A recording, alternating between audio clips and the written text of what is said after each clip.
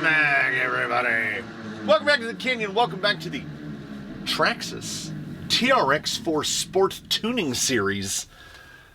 We've turned the corner. Phase 1 is done. Phase 1 is this gentleman here, the Sandman, Sandy, the Sandy Man, in his configuration that I genuinely believe you could be happy.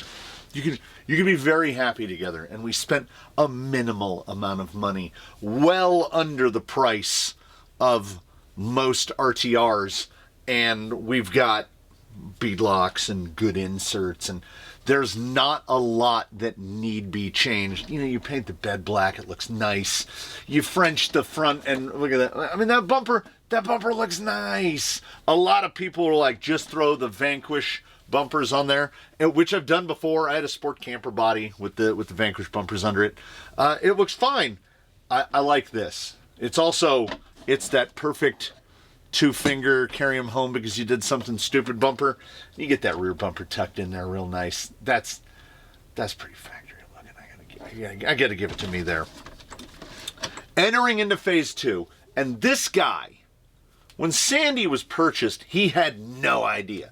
He had no idea that he was joining the test mule fleet, and he would become a test apparatus for a bunch of stuff that we want to test. But lo and behold, that's where he is. Phase 2 is where we're headed, and phase 2 is pretty much everything done while retaining stock geometry. Throughout this guy's career, throughout his life, he will be fitted with a TRX-4 gearbox. He will be fitted with, if not TRX-4 axles, then axles that have all TRX-4 internals in them. We might change the housings. We're probably changing the housings. But he's going to be a TRX-4, and he's going to be a sport in that he's never going to get unlockables. We're trying to keep that little bit of a weight down. The primary focus, well, let me rephrase that, okay? We have the primary focus for today, and then we have the primary focus of the project, the sport tuning series as a whole, which is this worth my money, time, and effort? Is it worth putting this on?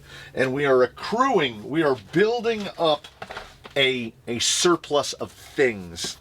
The hot RC CT08 is pretty much a no-brainer because this thing does the two functions that it performs, which is side to side, front to back, reasonably well.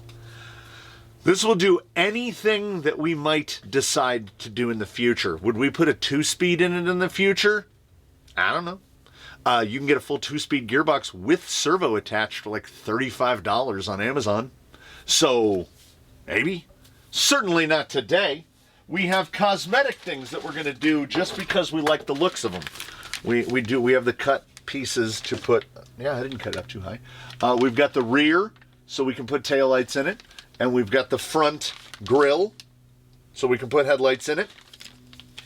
And the beauty of the stock headlight of the stickers is you just have to cut out the stickers and then drill 2 holes, and then you mount these things up. We've done this before. They even give you guides for both. It's handy. And these are like $10. This is money nobody needs to spend, but I didn't need to paint the bed and remove the thing and cut the sliders down. I didn't need to do any of these things. That's what phase 2 is about. Do I want to spend $20 to make this body look a little cooler? I kind of do. I deliberately didn't order the mirrors and snorkel array because I don't want it. We've found out that snorkels are just big fish hooks that stick up above the roof. And when you try to do stuff, sometimes it'll get you. Our buddies at AMK, the TRX-4 bevel gear set. That is I can never remember, 1035 and an 1134. It's basically, it gets you about 18%. So that's 18% total underdrive for the rear for about $25.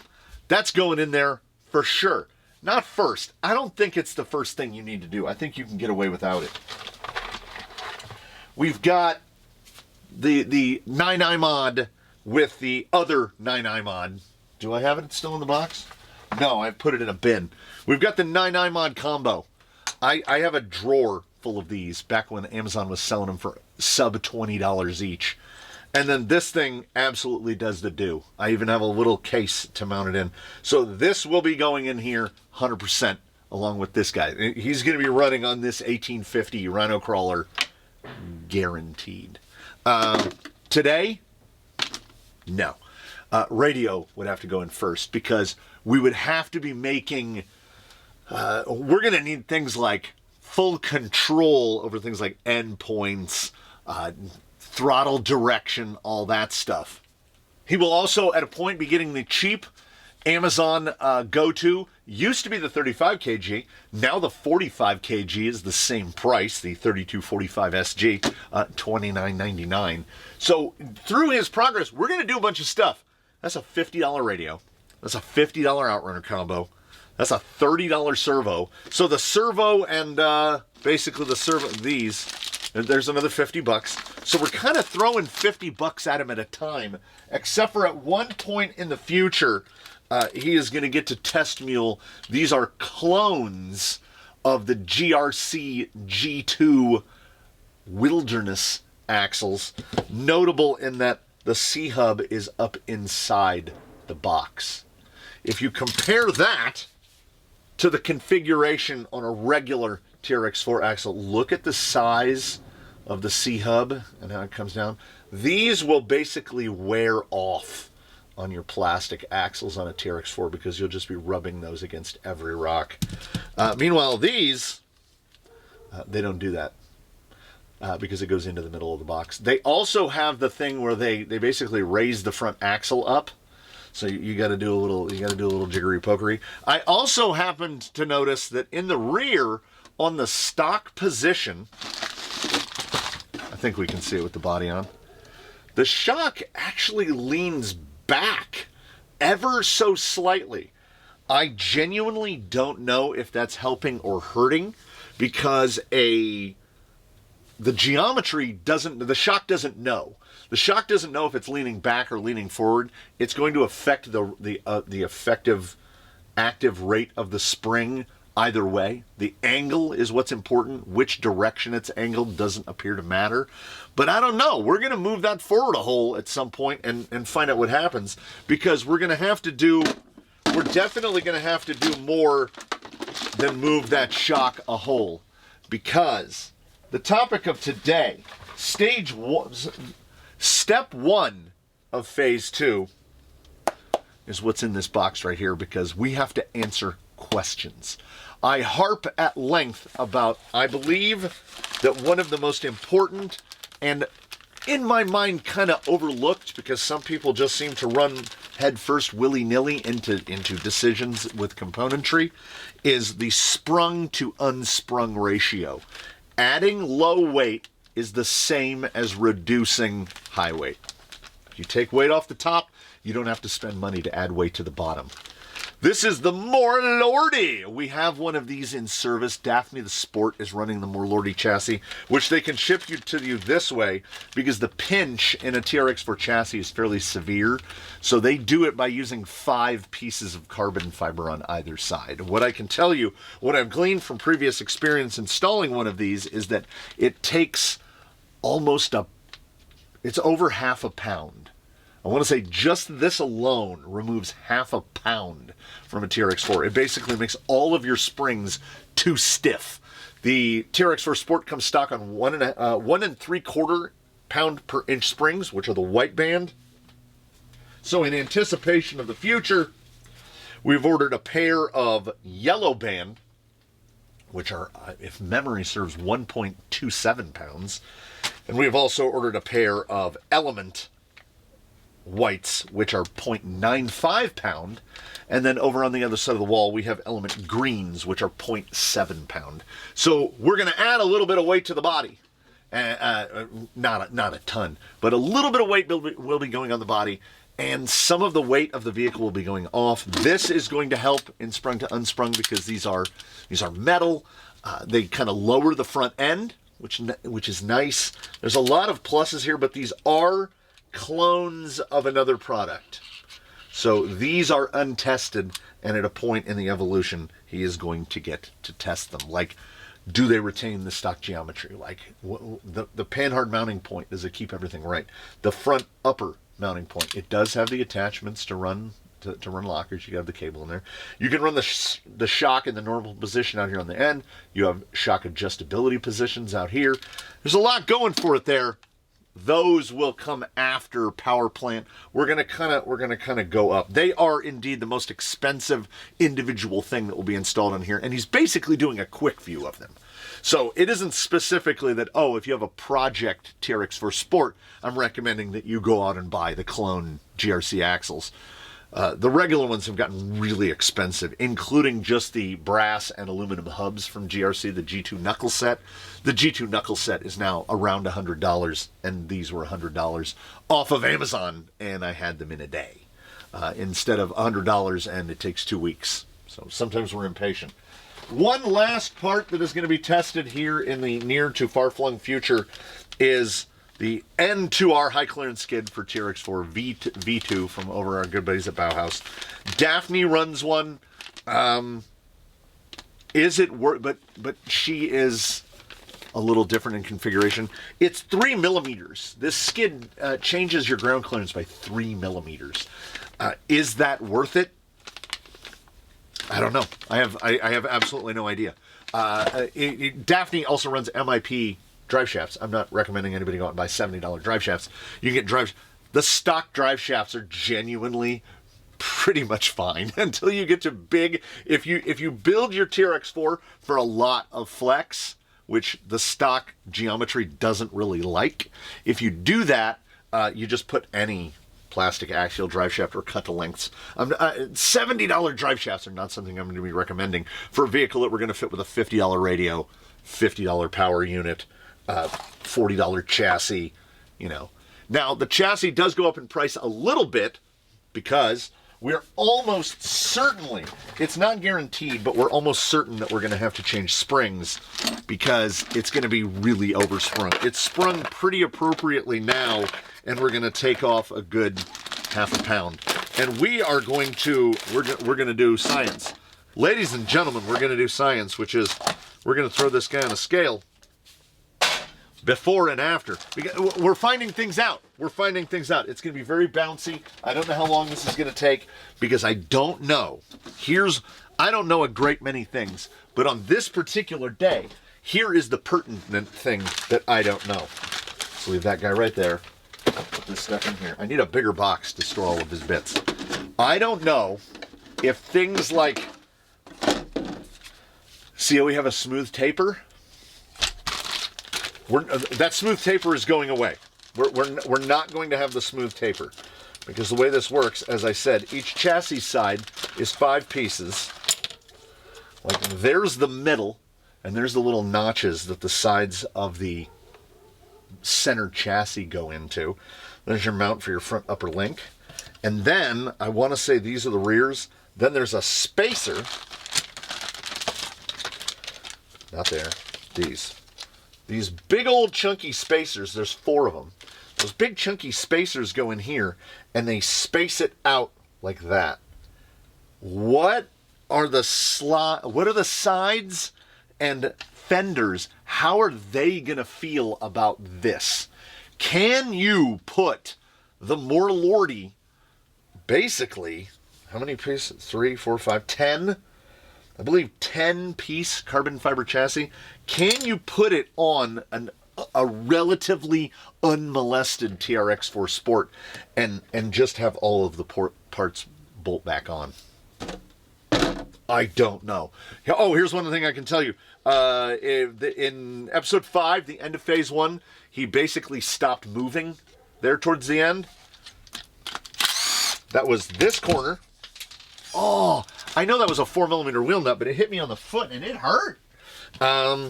One of these backed out, grabbed the edge of this knuckle weight, and did that. So it's not the clearance of the rim. It's not the clearance of the rim with the knuckle weight. It's that if you have a screw back, it was backed all the way out. The only thing that prevented it from falling all the way out was it was stuck up against the knuckle. I was about to put that wheel back on, and I am about to put that wheel back on, because what did I say? I said we're going to weigh it before and we're going to weigh it after. So this is, do we do bat or no bat? Do we do bat? We do battery. We do battery. So we'll just put that in like that.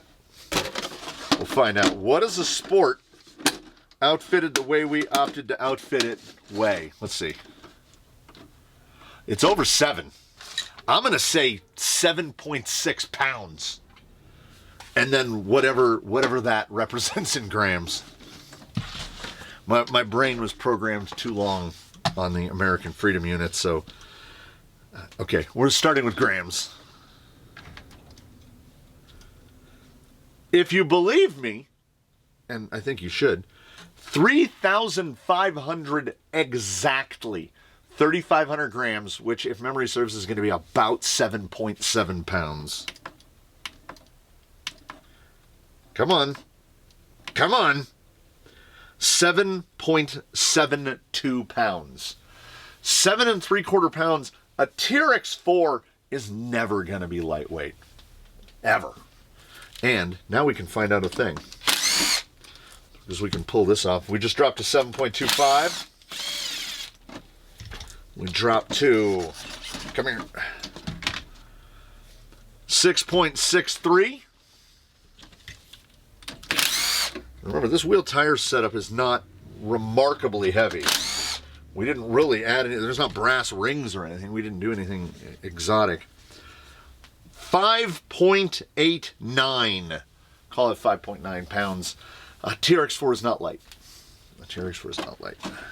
Body-wise, and we're gonna increase the weight of that body a little bit, because I like the little trim pieces. I feel like they finish a body off. 5.45. So not the lightest body in the world.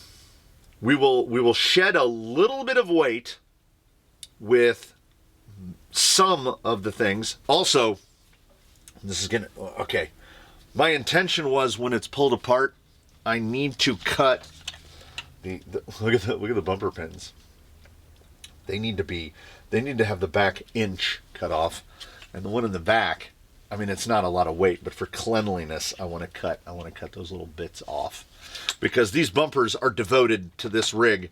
So we're going to shave some grams, but we want to find out chassis alone.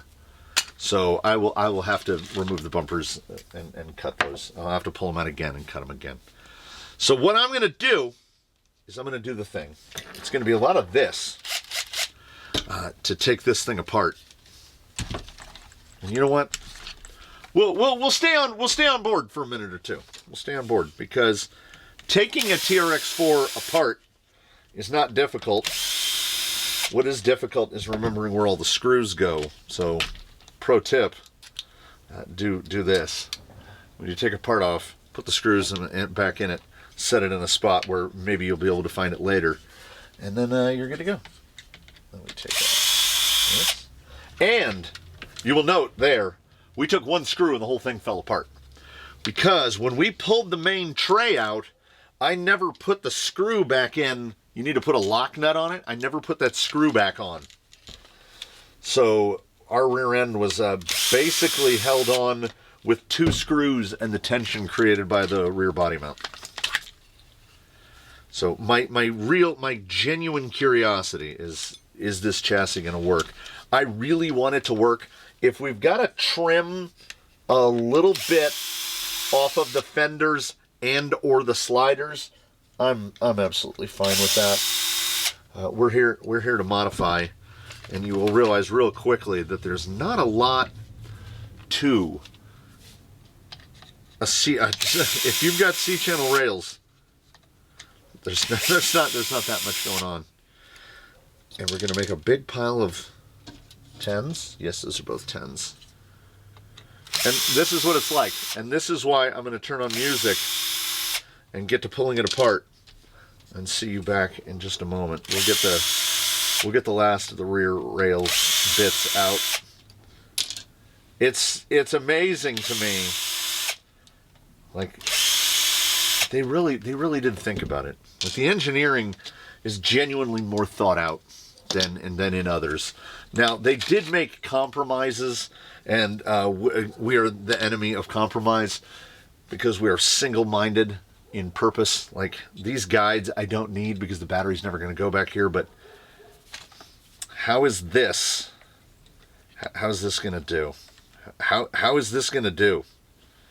I don't know. I'm going to pull this apart.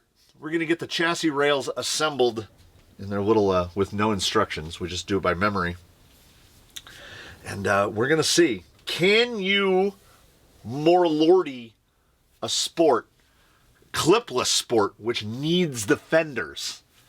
I have no idea whether you can or not. But in just a few short moments, we are going to find out together. Are we close? I genuinely have no idea.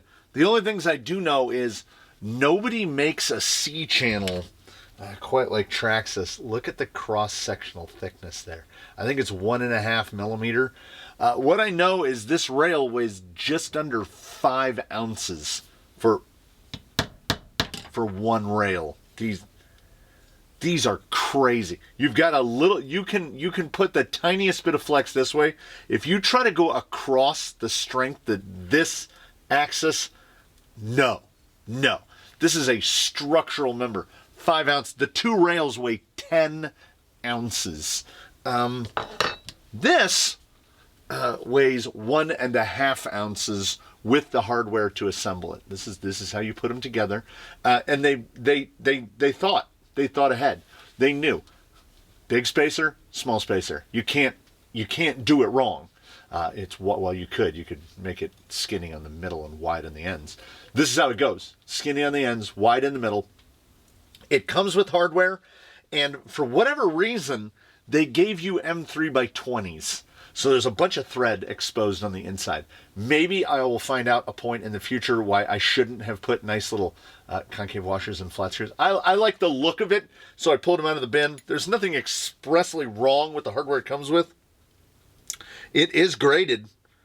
It's grade 12.9, so it's good hardware. It used to come, the one that I put on Daphne when I did that build was the cheap zinc plated. You put a little too much torque in it and you can just feel it slide inside the silvery butter. This is fine. These are McMaster sourced, so I know these are all graded. I put it together like this, and the first thing I did was line up the chassis side, the slider, and found out that taper comes into play right where there's no taper anymore. So it's not a problem. If you can remember that, if I rotate it, will it fall apart? No.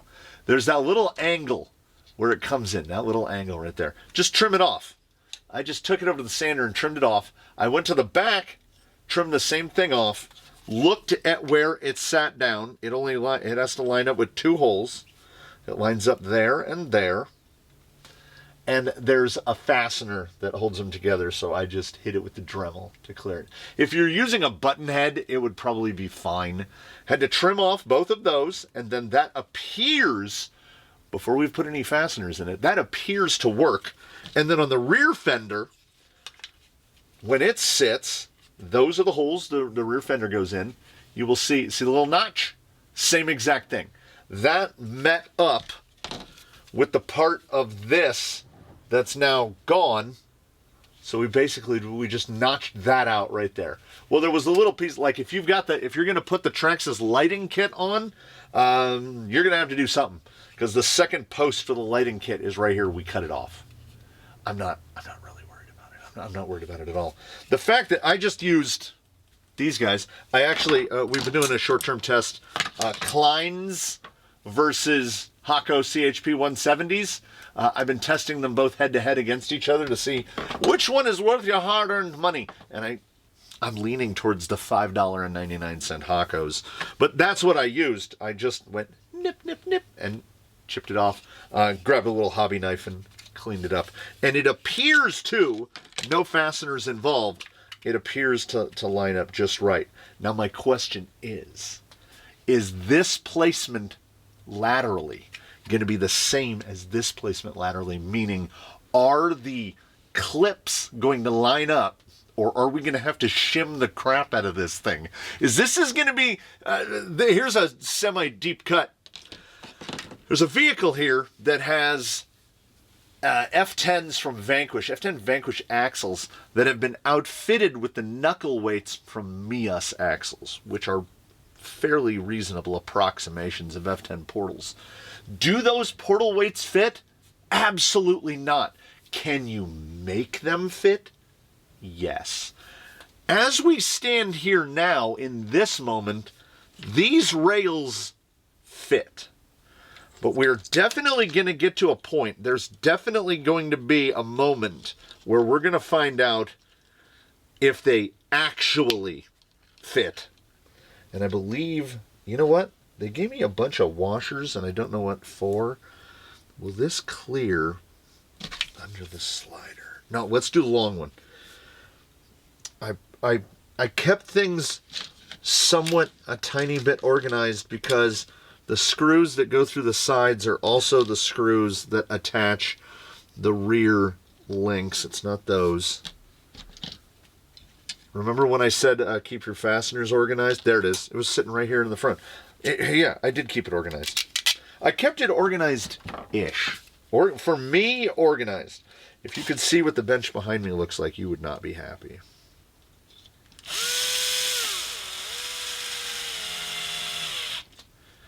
I mean, so far so good. So far so good. That's it. And you see it right there, right? It looks like I did something wrong. I didn't, so far as I can tell. The chassis rail is just shorter.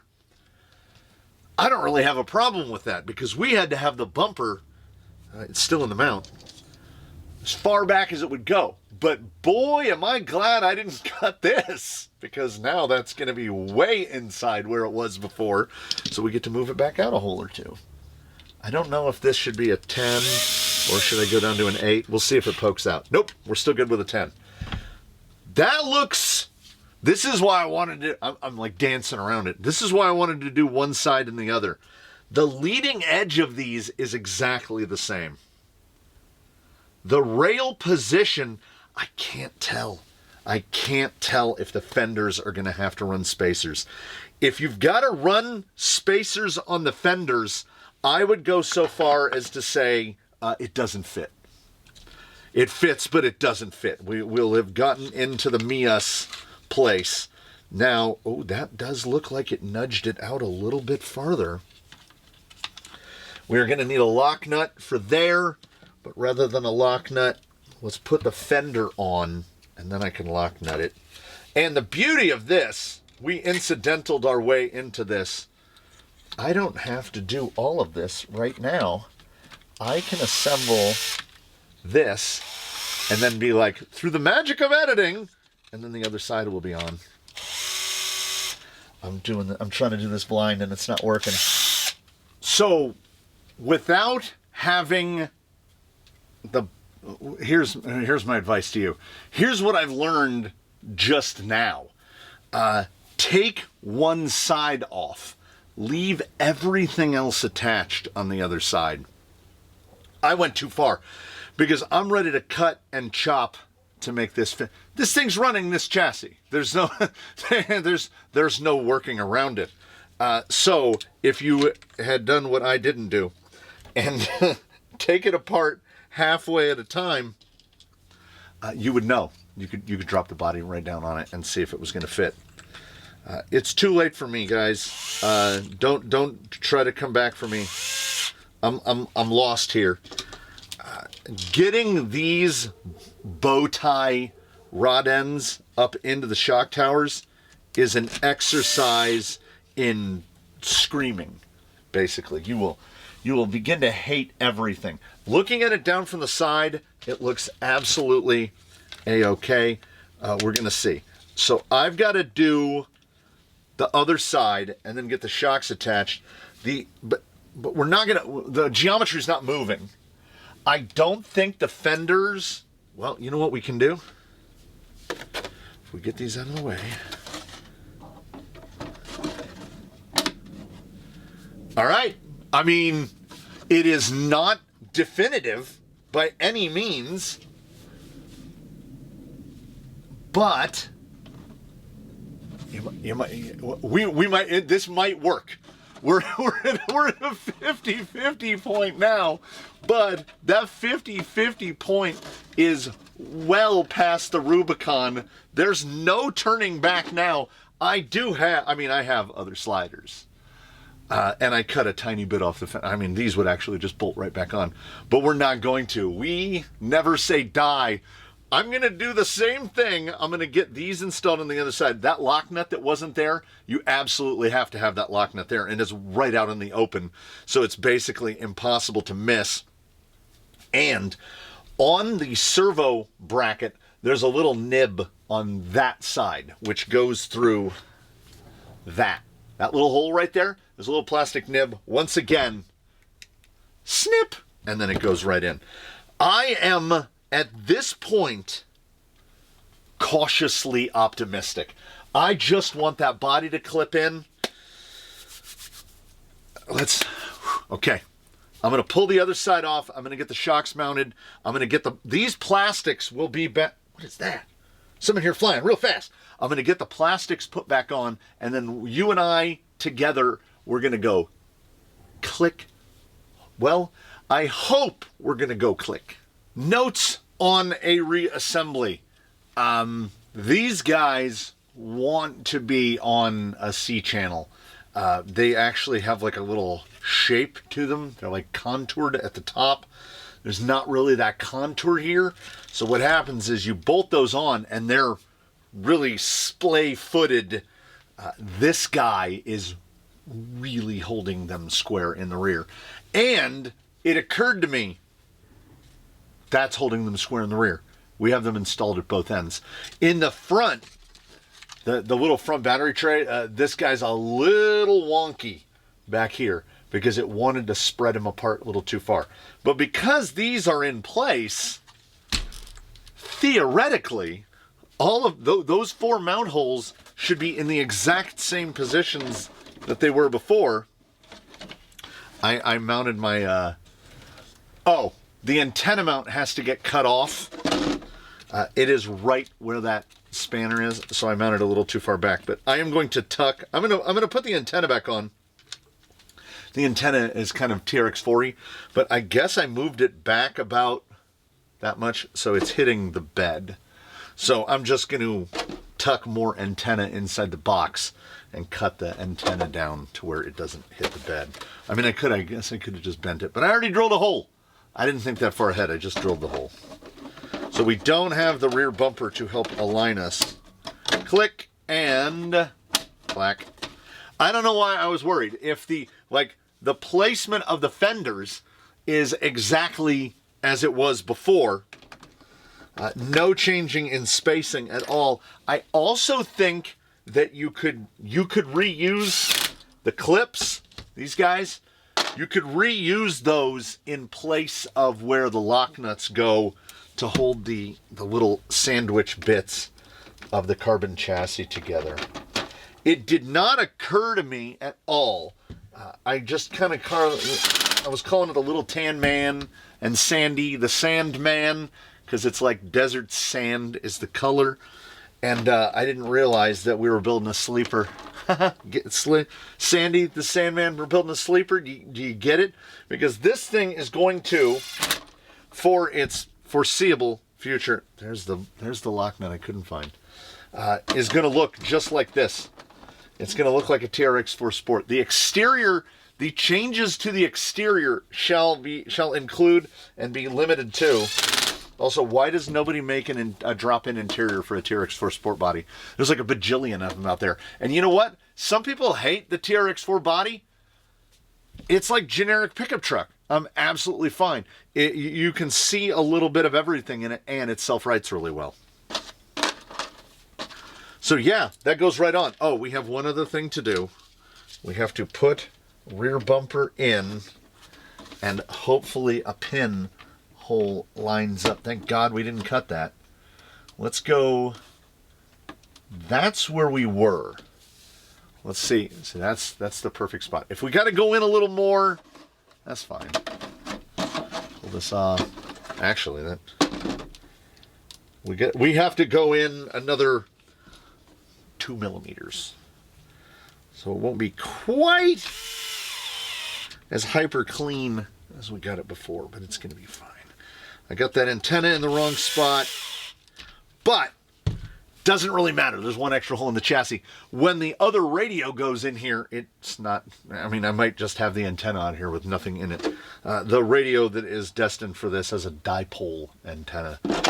So this lock nut gets a little close to causing some troubles, but doesn't. The front is a little tight. You can almost see where this is kind of pulling the fenders up. Now, what it did that is weird is, you see what's going on there? You see the little gap? I'm guessing that's because the part that was shaved off had another screw point, so it pulled that fender up.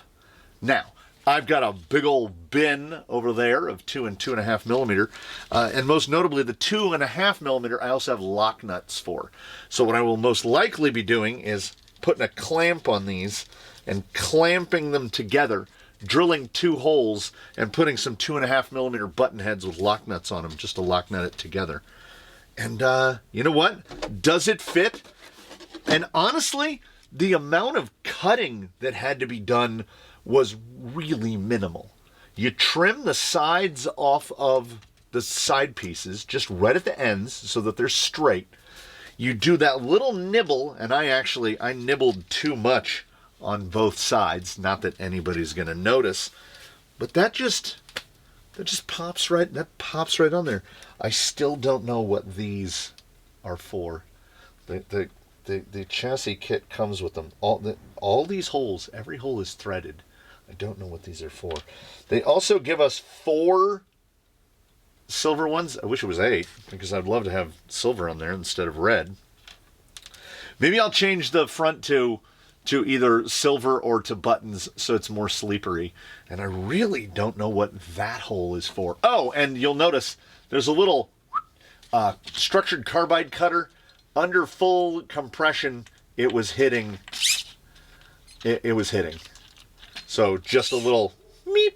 I made a little mark with a pen, and it's absolutely fine now. Oh, yes, of importance. What are we looking at? 3,500 grams dead. That's an easy number to remember. Again, we have made no effort to reduce weight on this vehicle previously, including going up. These are not remarkably heavy, but they are significantly heavier than glue-on plastic.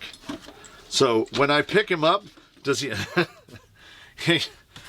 he sits like this. He's not... My experience with TRX-4s in the past,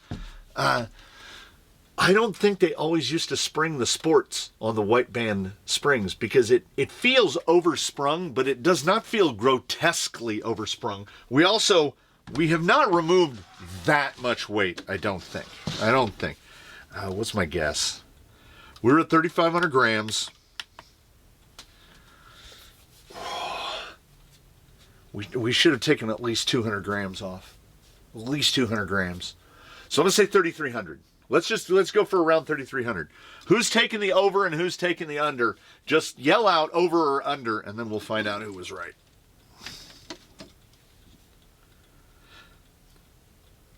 Wait, are you touching? It's bleeding. It hasn't stopped yet. We need a block. We need a block on a block. The numbers were all over the place on that. I'm thinking because it was tipping. 3318 is not bad. It's not bad. 180 grams. That drops us down to 7.32 pounds. Down from the, what were we, 7.7 something? I already forgot. Just under half a pound. I'm absolutely on board. And we added sprung weight kind of on purpose with this big guy. If you opt for Pro Ultra bumpers, you're gonna be lighter. You're gonna definitely be lighter than the 7.3. Well, it's 7.315. We're rounding up to 7.32 pounds. 7.3 ain't too shabby. And the Outrunner combo, I don't know. I think that's going to be, that's just going to wash out. It's going to be about the same. I'm just excited that this fits. And, oh, we have to do one more thing. We have to do two more things. One of them involves going outside. One of them does not. We're gonna knock this out because if you haven't purchased it for yourself yet, you need to order. This is where we, everybody tells me to wear gloves because you can absorb the molly through your skin almost immediately. So you gotta shake it up a lot, and while you have to shake it up a lot, you can't tell from the black bottle. But if we have a clear bottle, here's how much of it is actually the stuff, and then here's how much of it is just the stuff that evaporates away. So when you buy a lot of it, you're mostly paying for the stuff that goes away. You're not looking at, ooh, oh, it's like 1 million ground up pencils. It is the stuff. And why do we need the stuff right here? Let's see if we can. I think I heard it when I picked it up. Let's see if we.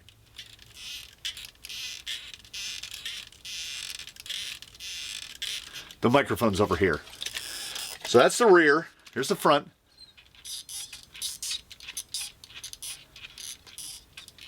It is snug. So we make sure this is mixed. And I like to start randomly in such a way that I'm going to forget what spots I've hit and what spots I haven't. And then you're just going to put a little drop on every hollow ball. Just find your hollow balls and do every one. Don't forget your shock tops and shock bottoms. You're going to do all the rod ends. Get a paper towel out because it's going to be a little bit of a mess.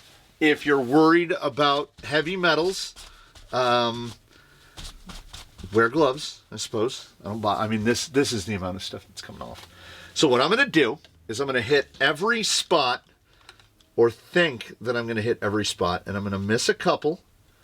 And sometimes you can tell what ones you've missed because you'll leave a little bit of a squeak behind. And some of them are a little more difficult to get to, like the front upper on the axle. So I'm going to hit those, and then we're going to cycle. And now we have slid and dry. I got a little bit on me. Not a lot. I didn't get a ton of it. I got a little bit on me. Everybody needs a little heavy metal in their skin diet.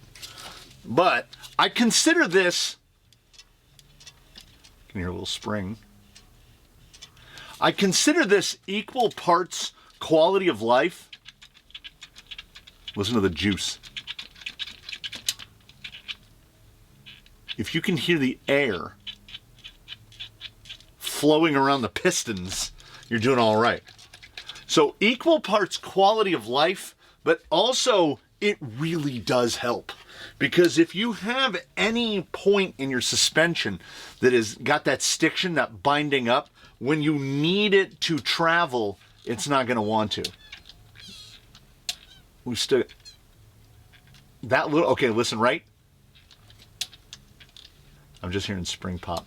Every once in a while you'll get a little, it's because the rod ends on Traxxas links are so big that you will on occasion, like right there, we are a fraction of a millimeter between the skid and the rod end. So sometimes you'll actually get plastic on plastic, but I mean, yeah, I'm not mad about it. Every time you turn it on, you know why there's a steering trim knob on this thing? Because the trim is never the same 2 times in a row when you turn it on. I don't know if it's the TQ or the 2075X or some combination of the two, but they don't want to hold center. They figure out a new center every time they power up. Oh, that goes on so nice. Okay. So the sliders are now down too low somehow. So we've somehow raised the body about 3 millimeters or so. We are definitely clipped in. Yeah, that is very easily fixed. I'm not going to do it right now. That's one of those little clean it up and fix it things. Couple little those 4 screws that hold the sliders down, little plastic spacers to bring it up to where they're tight. I would also I'm okay with these little guys. I think what I might do is drill 2 more holes in them so that I can tuck them in more, get them snugged all the way up against the body so that I can have the body just that little extra bit, which will help keep the tires from getting into the fenders. Just that little bit of pull in will be quite lovely. That's a free thing to address later. It worked. Well, we're going to go out and we're going to run it with no change to springing, which, I don't know, 200 grams, we can maybe get away with it. Like the front is probably still okay. It will probably just go to yellows in the back, or, follow me here, one of the other holes, maybe just lay them down a little and still get away with the 175s. But when you first set it down, there's no compression in the rear at all. They're acting way too firm. We have reduced sprung weight. I don't believe we've introduced any additional level of chassis rigidity, as these are insane. But we have also done the rough equivalent of adding about 200 grams of low weight, but we also took that weight off of sprung. So that's just that much better. Will I be able to tell a difference? Will this all be placebo effect? I don't know. I'm pretty happy that it worked. So let's head out where the rocks live. Find out how we're doing. And we won't be much long, and then we're just going to go through it. We're going to go through the pile in an insane order, probably the radio next, just for a big quality of life increase, and then all of the other electronics kind of cascade in after that radio. So on the drive back through a nice breezy morning, I got to thinking, what have we done? That was a lot of work. It wasn't, we weren't custom fabricating, but we used a sander. We put some things back together. This is $40 to remove 180-ish, between 180 and 190 grams. We could make other efforts. You could throw some titanium screws in it. You could do all sorts of lunatic things. Let's call it 185 grams. Let's shoot right in the middle. $40 to pull 185 grams, which is all sprung, which is good. And against the weight of the whole vehicle, we're not talking about a tremendous amount of weight. But in the immortal words of Tracy Jordan, it's not nothing. It's not nothing. Now, with any power system, with any power package that is underpowered, you're definitely going to notice a reduction of, you know what? My brain just wants to round up to 200.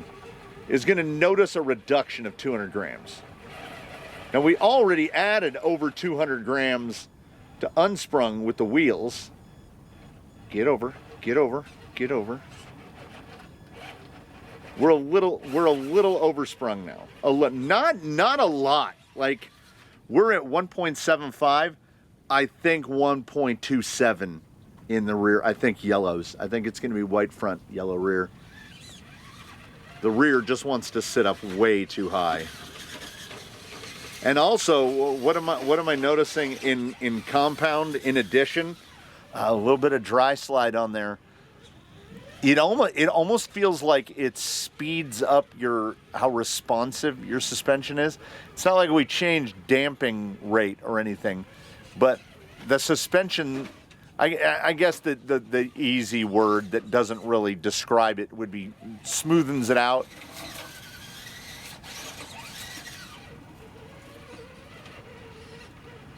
I stand by it, the old Morlordy. I would definitely advise, based on the starting weight of a TRX-4, don't throw the gobs of brass at it. Like, I think in general, on most builds, a set of portal covers, front portal covers, is going to be enough. Particularly with a sport body, it's not that heavy. Now, if you're rocking a Blazer, Bronco, Defender, any of those, ladies and gentlemen, you're on a completely different ship in a completely different ocean.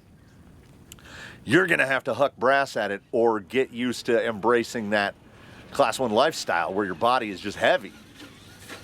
We have improved the sprung to unsprung ratio with everything that we've done so far, and except for that bumper, which I admit adds to sprung weight, but it is as far forward as we can physically mount it. So I'm willing to accept it for what it is. As well, I do think that the silicones in this application were something of a failed experiment. I don't consider it wasted time or effort. They could very well have done it. We're in the perfectly bad shuttle. I need more right hand. I need more throttle control to be able to get more right hand right there. We're getting to that point. This is what happens. This is the introduction and the installation of power creep. Because as we're making the platform more capable, you drop 200 grams off of sprung weight all in one shot. And it is a distributed 200 grams. It's the whole chassis rails. Then you start to notice, well, now the Titan, which felt acceptable compared to its other RTR brethren, now feels a little granular, a little chunky, like it's really happy in a particular band of the throttle. And when we stray out of that band, it feels like, when I'm holding the trigger in one spot, it's not quite as much throttle as I need. And when I hold it in another spot, I feel like it's more throttle than I want.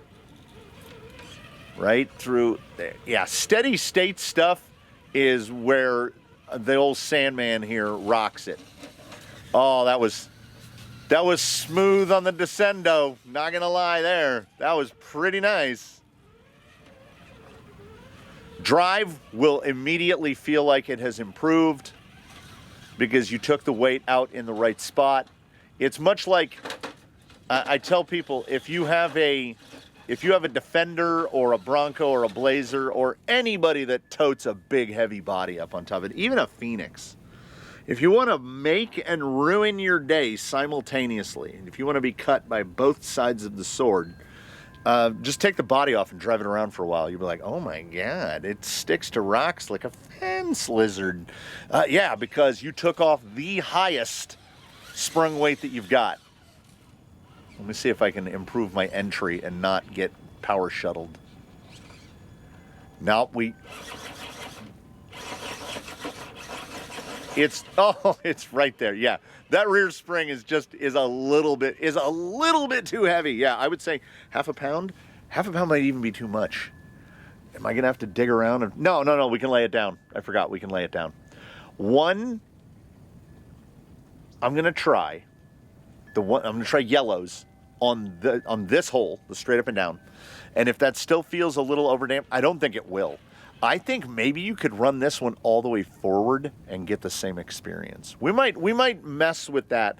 My big fingers hate dealing with the shock inside the tower fender combo. I can't get my meaty claws in there. But you know what we'll do for science. We will do it for science. He's just full stink bugging right now. Out on open ground, the rear is just at it's just at full extension all the time. It's controlling him reasonably well when we get into the rocks, but it is definitely oversprung. Damping rate still feels okay. That was some portal clearance stuff right there. Pull across right here, cut it in. Cut it in. Not that much. Yeah, we're gonna get to where we can be more dumb. Yeah, I'm feeling that rear springing right there. A little slower. Little oscillation there. There we go. Yeah, because now we definitely also altered the fore to aft ratio. We're more front heavy now, or it behaves as if it's more front heavy than it actually is. Particularly when you get up steep, that big, it's like a pulling tractor with that big weight block on the front. That's what that bumper is acting like for us. I'm not mad about that weight. That is a sprung weight that I'm willing to accept.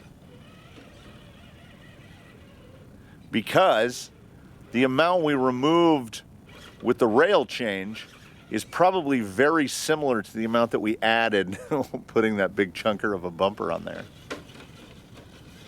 Yeah, the clearances are very good. And he's so quiet now.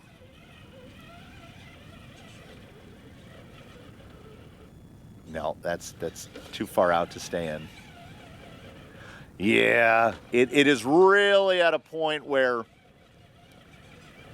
power delivery, oh, you got to be real fine with it. And nevertheless, compared to what would they call it? Comparables. Incomparable. If you're talking RTR vehicles, I want you to get, we're here in phase 2. We have changed none of the RTR electrics in this at all. And it is more than drivable. What I'm getting right here is mostly a little bit of suspension betrayal. Yeah, that rear is just not. I don't know if we're getting that rear to collapse all the way on the passenger side. We get right here, it just stands up. Because we're about that rate too heavy. Oh yeah, let's see. So we've reduced sprung.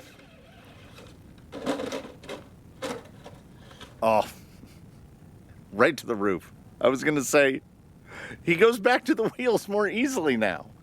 But we are still oversprung, and that's not an excuse. That means that when he's moving through the roll right here, like we got a good hop out of that. We had some compression and extension on that. Like it popped him back to his wheels. He dropped 200 grams. I'm just going to call it 200 grams. He dropped 200 grams. I still want to gear him down, but he's going to get a new power plant, so there's really no point in gearing him down at this point. He's just going to run this gearing until a different motor goes in, and then I'll probably be happy with the, 14? With the 14 that's in there? I won't have an issue with the 14. Because we can still get fine enough. XL5 HV, man. I think it gets too much hate, and I still think the SE480X doesn't get enough hate. Always remember to never forget, if you start to think that the things you've done are just all goodness and gumdrops and unicorns, just take it to the side hill. And the side hill will generally make you feel bad. So let's see what 200 gram reduction in sprung. Oh, I feel it. I feel it. You see that little slide? See that little slide? He had a bit of a challenge coming through here before. I got in a little low. Yeah, that's way better. That's way better. You know what that is? That's more than 200 grams better, is what that is. Oh, now I just want some throttle control and more powerful steering and all of the things that we want. That's not terrible though, come on. XL5 HV and a Titan, we're doing okay. Oh, he's smooth. He is dry slide smooth. I make I scrape a couple pennies off the surface on anything anybody buys through an affiliate link off of Amazon. I'll tell you right now, if you're interested in buying dry slide, step one, find out where your local bike shop is, support your local bike shop, go down and buy a bottle there, or a gun shop. They'll have the one for guns, which is the same stuff, but it's in a different bottle. It'll have a different name. It'll say dry slide something else. That was what it was originally developed for in the 1960s for the M16 rifle. So go to your local gun shop, go to your local bike shop, get a bottle of it. If you can't, don't buy it on Amazon. It's too expensive. Order it directly from Dry Slide North America in Columbus, Ohio. A 3-pack of 4-ounce bottles costs as much as a single bottle on Amazon. The last time I reordered, I bought a quart because the lust for toy cars knows no bounds. So in the next installment, probably the radio. So we're gonna change one component of electronics at a time. We're going to start with the radio and see how the XL5 and the Titan and the 2075X feel on a quote-unquote proper radio, on a $50 radio. We'll see how that feels. And then, I'm not sure. I'm not sure where we're going to go from there. I don't know what the order of operations is. We might grab bag it. Somebody's really pounding on something over there. We might just put everything in a box and reach into that box and grab something and go, okay, we're going to install this. I want to know. I know that the Bauhaus requires modification to fit because there are little square studs. I don't know if you could see them, but where the actual center chassis, the skid, mates to the C-channel rails, they're square, and this has matching recesses on the chassis for it, so they lock in. The Bauhaus are cylindrical. They're literally cylinders. They don't fit. They press the rails out too wide. So I don't know. I don't know if I'm even going to approach it. 3 millimeters? 3 millimeters of additional clearance? If there's something that this vehicle is lacking, it's not clearance. Honestly, everything moving forward now is almost a because you wanna. This could go, just like this. It does go. It's just do we want everything to be an absolute line murderer? Oh, they all gonna murder the lines. No, I just detest red diff covers, so I want to get rid of them. I think the body looks better when it doesn't have a sticker, but it has the, everything now. It's going to get a nice cheap Outrunner system in it. It's going to get a nice cheap Amazon servo. The servo for me is a quality of life thing. We can either wait for the 2075X to burn out, or we can replace it with something that costs $29 right now. It's easy. As far as easy changes go, oh, we're so low. That's too low. His suspension, while oversprung in the rear, now that has been dry slidden, has been treated with dry slide. It's like butter. It's like butter. Yeah, look at that high side. I think the front is still pretty good. We don't really have any ability to manipulate shock position in the front. You have a single mounting hole. That's fine. We can do a lot. Whee! Oh, he self-rights like a beast. He's a self-righting beast, everybody. Is he the king of the side hill? Oh my God, no. We still have, his sprung to unsprung is still pretty bad. And he does indeed have a good bit of weight out front. He's the bigger split you have in fore aft weight, it's going to make your side hilling worse. That's just a fact, Jack. And we also have no overdrive underdrive. So that's not going to help in vertical stuff. That's also going to make for the biggest turning circle. So maybe we'll do the servo and the rings pinions at the same time. We'll see. I don't know. We'll see how it goes. We'll see how it goes. I'm going to go on record and say that the Morlordy carbon fiber chassis is a success because it takes off a fair, decent amount of sprung weight, a reasonable amount. I'm basically just trying bad entries here. He's not easy to get across that top. You got to drive this guy. He's definitely not into point and shoot territory, but I think it's worth the $40. Do I think it's the first thing that you should do? Kind of, yeah, because every decision you make after that is kind of working off of what does it weigh? I mean, in phase 2. Should it be the first thing you do in phase 2? Yeah, that's why we did it as the first thing in phase 2, which means I think that sprung to unsprung ratio is more important than the drivetrain, the servo, the radio in your hand, all of that stuff. I really do, because it's going to impact positively every single aspect of the vehicle's operation. Sandy moves ever closer to sleeper status. We are also going to add even yet a little bit more weight, a couple more grams inside the body, because we're going to go through some efforts to keep him sleepy and make it sound like an Outrunner fitted vehicle doesn't have an Outrunner in it. I'm not 100% sure how we're going to do that. For step 1 is we're going to sound dead in the body with some sticky foam, some sticky back foam, that big stack of sticky back foam, and we're going to see how that goes. And I hope you join us for that. Sandy the Sandman, the sleeper TRX-4. He's going to get more capable. He's going to get lighter. He's going to get stronger. He's going to get more powerful. And he's going to keep looking like this all the way through. Maybe he will get different colored shackles. I don't think tan shackles are a thing, but paint is a thing. Oh, that just occurred to me. Tan shackles would be pretty good. Good old Sandy.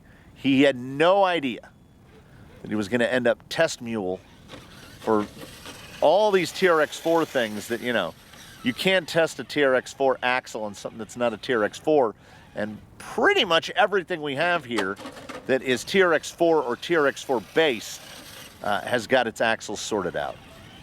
So he gets to be the guy. I think they're going to be great. Well, we'll find out together in the future. I hope you tune in for that. If you have any questions, comments, or concerns about anything that you've seen today or in the past, please do put them in the comments below. That's why they're there. I look forward to seeing you in the next one.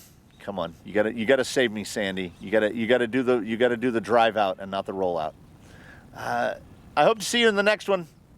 And in between now and then, I hope that you one and all do your very best to have a good one, everybody. Sandy, you rascal. I look forward to seeing you then. Thanks so much, everybody. I don't know if you had a good time. Sandy and I had a good time. New shiny parts are always good. Toy cars, good times, had by all. Thanks so much. We will see you in the next one.